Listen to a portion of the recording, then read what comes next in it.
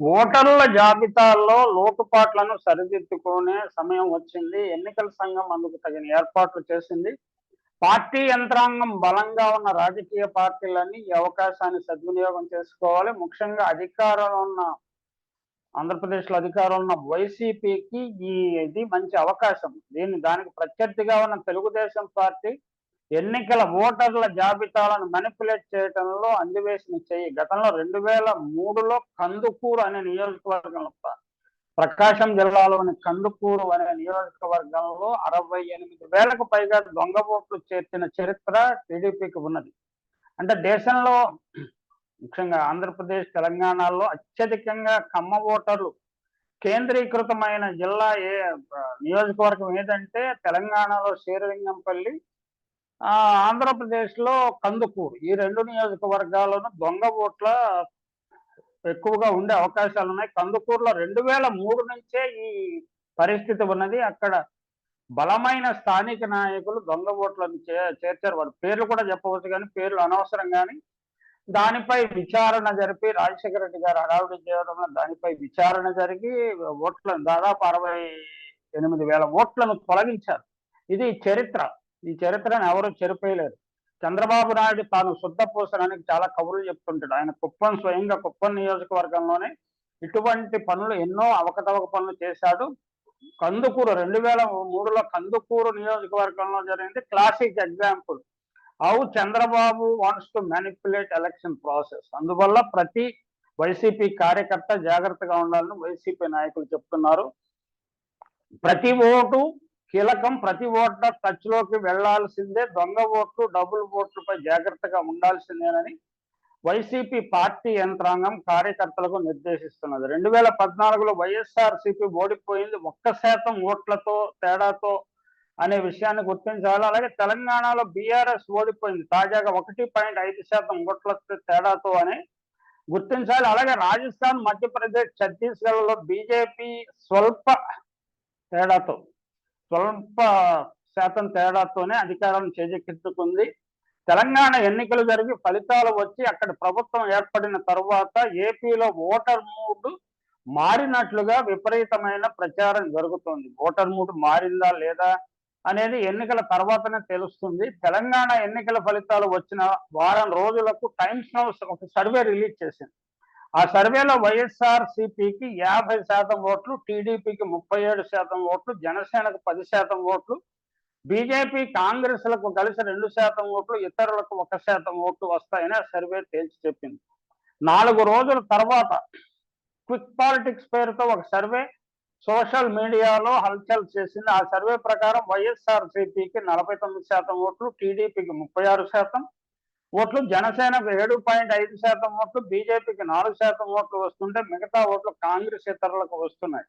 2-3 వారాల వ్యవధిలో జరిగిన టైమ్స్ నౌ సర్వేకు, క్విక్ పాలిటిక్స్ సర్వేకు మధ్య ఓట్ల శాతం పెద్దగా తేడా లేకపోయినప్పటికీ బీజేపీకి ఓట్ల శాతం పెరిగినట్లు క్విక్ సర్వే తేల్చింది. దాని గురించి కొంత చర్చ జరుగుతుంది. నిజానికి అంటే ఎన్నికల సర్వే సంస్థలు అనుసరించే నమూనాను బట్టి 1 or 2% తేడాలు వస్తాయి.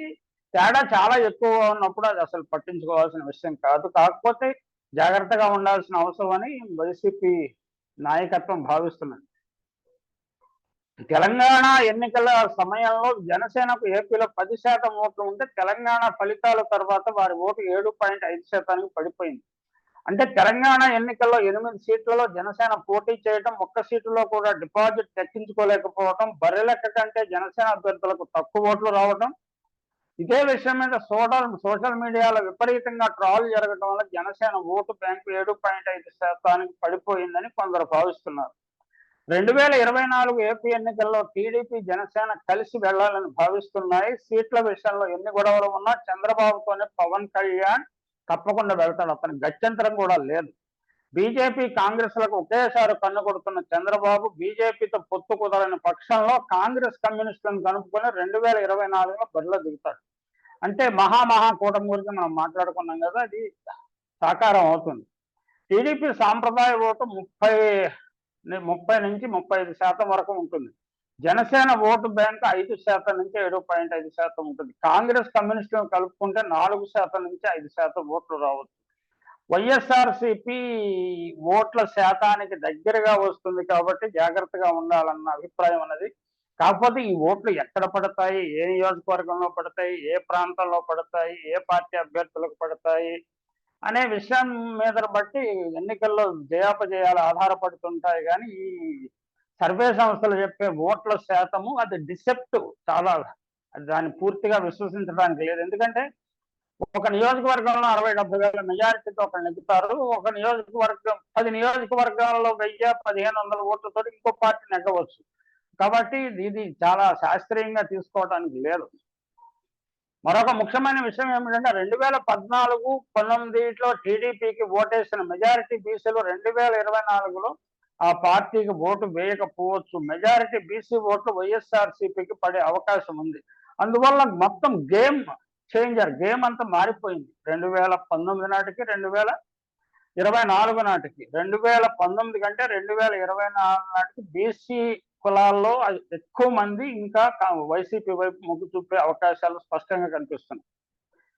మెజారిటీ బీసీ ఓట్లు వైఎస్ఆర్సీపీకి పడే అవకాశం ఉంది. బీసీ, ఎస్సీ, ఎస్టీ, మైనారిటీల ఓట్లు అత్యధికంగా వైఎస్ఆర్సీపీకి పడతాయి. కానీ అగ్రవర్ణాల ఓట్లపై కాంగ్రెస్ వైసీపీ పార్టీ గట్టిగా దృష్టి పెట్టాలని పార్టీ అభిమానులు, నాయకులు సూచిస్తున్నారు. గ్రామాల్లో వైఎస్ఆర్సీపీ బలంగా ఉంది.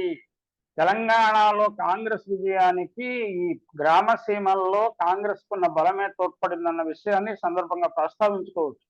కాస్త అర్బన్ ఏరియాలో వైఎస్ఆర్సీపీ దృష్టి పెట్టి ముందుకు వెళితే టీడీపీ జనసేన కూటమి చావు దెబ్బ కొట్టే అవకాశాలు స్పష్టంగా ఉన్నాయి. ఇక్కడ వైఎస్ఆర్సీపీని కలిపి వస్తున్న అంశం ఏమిటంటే ఏపీలో రోజు రోజుకి పవన్ కళ్యాణ్ కు కాపులు దూరం అవుతున్నారు. చంద్రబాబు నాయకత్వం మీద ప్రజలు ఆశలు సన్నగిల్లుతున్నాయి. చంద్రబాబు కుమారుడు లోకేష్ నాయకుడిగా పనికిరాడని టీడీపీ కార్యకర్తలు, నేతలు తేల్చేశారు. కానీ సీఎం వైఎస్ జగన్ నాయకత్వం, పాలన మీద ప్రజలు ఎంతో నమ్మకం, విశ్వాసంతో ఉన్నారని వైసీపీ నాయకులు భావిస్తున్నారు. కార్యకర్తలు కూడా భావిస్తున్నారు.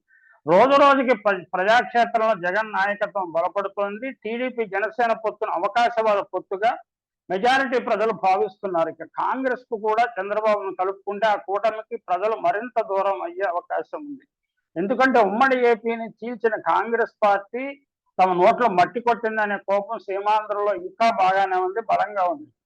సో వైఎస్ఆర్సీపీకి రాబోయే 3 నెలలు చాలా కీలకం కాబట్టి ప్రతి కార్యకర్త, పార్టీ అభిమాని గట్టిగా కృషి చేయాల్సి ఉంటుంది. వేసే ప్రతి అడుగు చాలా జాగ్రత్తగా వేయాలి. పచ్చబాబు ఎత్తులు, పచ్చ మీడియా ఎత్తులు, జిత్తులను చిత్తు చేసే విధంగా వైఎస్ఆర్సీపీ ముందుకు వెళ్లాల్సి ఉంటుందని పరిశీలకులు భావిస్తున్నారు.